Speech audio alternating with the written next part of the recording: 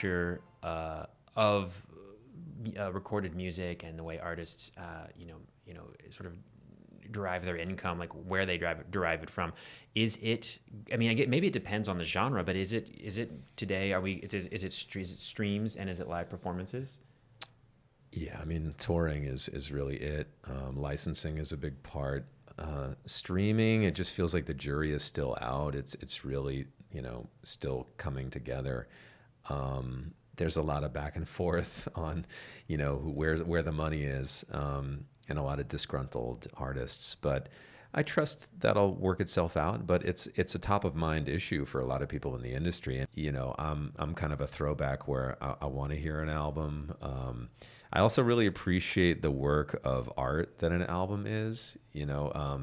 Single tracks, posting things. I mean, yeah, sure, but that stuff is sort of like flash in the pan versus a more robust creative statement that includes visuals and I want to be drawn into this whole sense of imagination that this person is trying to express, and it's visual as well as audio. I want to see the packaging. I want to see how they look. I want to get into it. Those are the things that are meaningful to me. So I don't know if I'm just out of touch. I'm like that guy, get off my lawn, you crazy kids.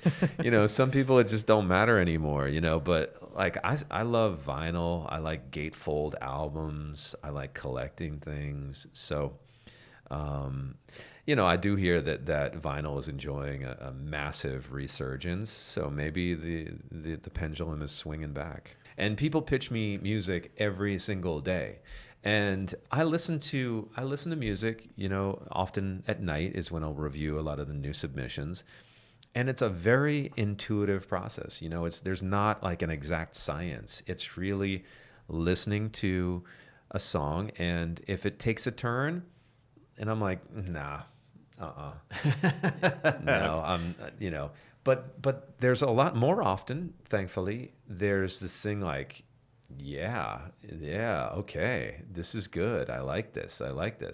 So curation and you having taste that other people don't have, right? People go, well, I could do that, or I would like to be Jason, or right, I'd like to be someone like that. Was it a gift? Is it a skill, or is it both? I mean, why do you have so much better taste than just the average person walking down the street? Ultimately, you have to have a point of view. That's the most important thing about being a curator. As a curator, you're presenting ideas for people, and people need that more than ever. This is the age of the curator because there are so many options. The normal person is like, forget it. Yeah. Like, I don't got time. People need the filters. They need the curator, and that's what we do. But most importantly, as a curator, you have to have a confident point of view. It doesn't mean you're always right. But hopefully, you're just not wrong most of the time. So I don't know if that helps, but I just you got to stand by your decisions and rock it. Is it? Do you ever get tired of music? I really don't. I know it's crazy. I really look forward to it every single day.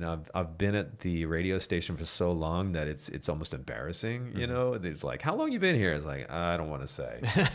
But how long have you been there? My first air shift was the summer of '92. Mm-hmm. So I'm not great with math, but that's a long time. That's a long time. And over 20 years. I can honestly say every day I go in and I'm excited to play records. I'm excited to express myself. Honestly, I love what I do. I'm not concerned. It's not like I have this like plan, like I need to run a studio after this. Like I totally don't care. So yeah, I mean, I'm happy and you get paid to do it. I get paid to do it. And it's like that sense of purpose, you get that reward and that buzz off of people who just, truly communicate to you like, hey, we've loved this, we grew up with this and it means something. And I think at the end of the day, when you're looking back at your life, that's pretty special to have that kind of connection.